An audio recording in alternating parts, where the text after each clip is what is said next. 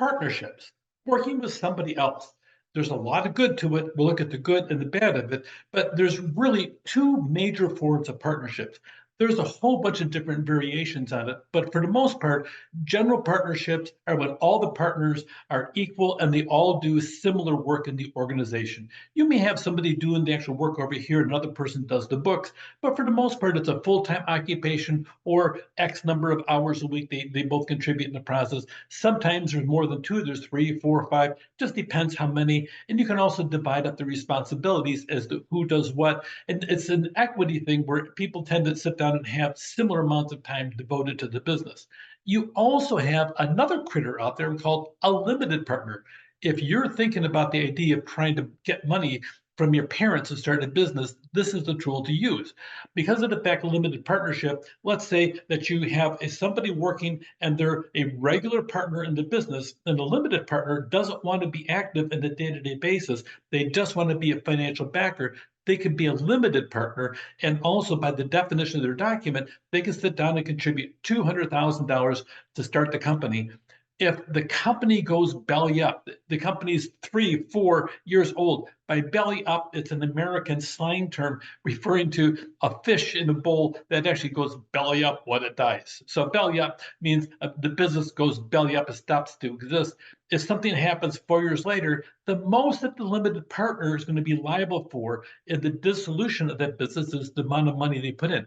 $200,000. So therefore, they're not going to sit down if they give money out of the retirement account. They're not going to lose it all because of a partnership if they're a limited partner.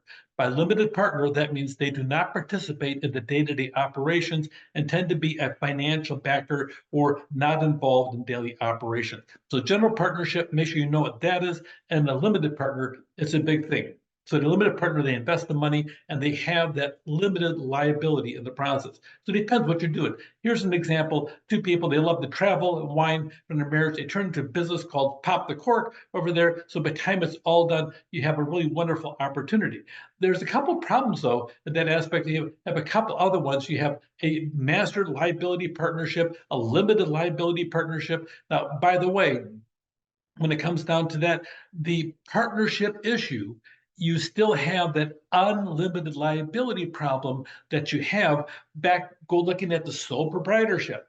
That is a danger, especially in California, where too many people tend to be litigious and too many lawyers are looking for work by ripping people's money off of their life savings just for entertainment purposes to line their payment for their Lamborghini. But that being said, that aspect of it can be fixed by having either a master limited partnership, which is actually a form of a corporation to some extent, but it's a partnership, but it acts like a corporation, and also the LLP, which is pretty famous in the aspect of it limits the risk away from your personal assets and only to the corporation. I'm going to address more of that when we talk about the actual corporations. The advantages of a partnership is not just your money, it's all the partners' money, the shared knowledge.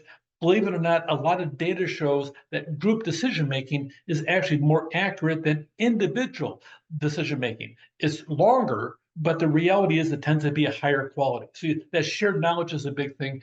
They'll survive longer than just the time for that one person. Maybe that person wants to retire. Maybe something happens to retire early. There's no special taxes that still flow through taxation. That here's a lot of the questions to ask, and I'll leave you to read all these. But a lot of that is when you have a partnership, you want to make certain that that person you can actually work with. Once upon a time, I was a vice president at another college, and I had another gal. So I was in charge of human resources, the vice president of human resources, and she was the vice president of student services. She had a hard time making decisions. So I had negotiations at 9 o'clock on Wednesday morning. I went to her mid-morning on Monday and I said, okay, I have this happening over here. I don't really care about the results of it. Tell me what you want, and I'll probably be able to negotiate that for you. This affects your area. Okay, I'll get back to you. So I called her up at 1 o'clock. I don't know what to do. Well, let me think about that. Okay. So at the end of the day, she calls me up and she says, I really don't know what to do in this one over here. I says, this is your area. I don't care. As long as you tell me before 9 o'clock Wednesday is all I care about, I'll be able to get whatever you want, I think, on this one without a problem. Okay. Okay. So next morning, 9 o'clock. Okay. You got a decision? I don't know. So I said, okay. I went over there 11 o'clock. I talked to her. I talked to her through lunch. I talked to her till 1 o'clock. I called the two of us go into the president's office. The president's not. We're all in there. I don't care what the answer is. I don't care. It doesn't matter to me. And this is one of those cases where I'm not going to make the decision because all that happens when you make a decision that affects somebody else's area, soon as things go wrong, they blame you. David made me do that. He made me do it. I didn't make you do anything. It doesn't matter because they'll paint it whatever they want to. I've learned. Okay, you'll learn too in that process. So finally, it is 5:30 on Tuesday. We come to closure. I'm not exaggerating the timelines. We spent all day with her going back and forth, back and forth, back and forth, and finally come to closure. Next morning, 8:35 a.m. Negotiation starts at 9. She calls up. I think you made a wrong decision. Okay, you want to change it. I don't know what to do. No, no, no. So finally, it's 5 minutes to 9. I said, I have to go. Here is, okay, I'm going to make it for you. Don't you ever blame me at all. And I sent her an email. I says, you did not make a decision. Here is what I'm going to do based upon my overall perspective on this. And I do not want to get blamed for your lack of decision making. I sent the email. I walked in, negotiated it, and she lived with it. Fortunately, I didn't get blamed forever. I could never work with her as a partner. She is a wonderful person, except for the fact that I could not work with somebody that is that indecisive. That would be a reason why I would not go into partnership with that because I would probably end up going to prison for. But that being said, you want to have a partner that you actually can enjoy and working with where it's a pleasure instead of a high stress situation. Now, the other part of a partner is that a lot of times you have issues and you always seem to center on money. If you need to borrow $1 from a friend, decide what you need most, the dollar or the friend. The money issue divides a lot of partnerships. I've deliberately gone through, talked to people that have been in partnerships. I've talked to 9 of them. Of the 9 different people that have been in partnership for 7 or more years, they've all been that long.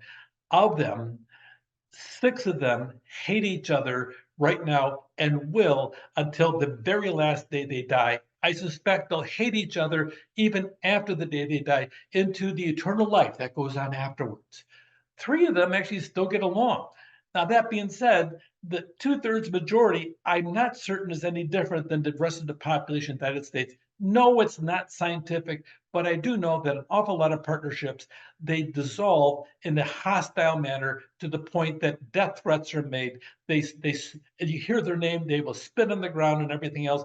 Partnerships have the tendency to sit down and be really negative deals an awful lot of time. Every once in a while, things are harmonious, but that being said, this issue over here of money, typically it always goes about money. They cheated me this, they cheated that. I spent more time than they did. It wasn't fair. And you'll hear all the word fair, fair, fair going on stuff. This is a big issue. Get these questions answered. I'm not going to read them to you, but the reality is get the questions answered. Make certain you're really compatible. Is that somebody you want to work with? Is that somebody who can't make a decision and you do? That would frustrate you. If it's small enough when you're working together, could you imagine being with them 40 plus hours every single week, working side by side with them? It would be very difficult. An awful lot of people that get married, either they will do fabulous in business working together, or they'll do horrible in the other. I don't know anybody that's in between. Pretty much, it just depends. Some people have no problem. They enjoy working with their spouse. Some of them totally grow to hate it over a period of time. The business shouldn't get involved in that relationship. That is more the marriage is actually much more sacred in my mind than the business. Make a decision what you want if you think there's conflict in it. Whenever you choose a partner, make certain that the partner that you can get along with, especially for a long period of time. If you need to borrow $1 from a friend, decide what you need the most, the dollar or the friend. Sometimes it isn't worth it. The disadvantages, you have the unlimited liability aspect, but you already saw the preview to the LLP. That is actually a good tool to use. The division of profits, disagreement of partners, difficult determination. Those are all the disadvantages you might face over here. There's legal issues by the time you're all done as a sole proprietorship, but it's very similar to that whole issue of unlimited liability as an option, LLC. Okay, and then more minds make better decision, and more pocketbooks usually means more available cash, at least usually. Take care.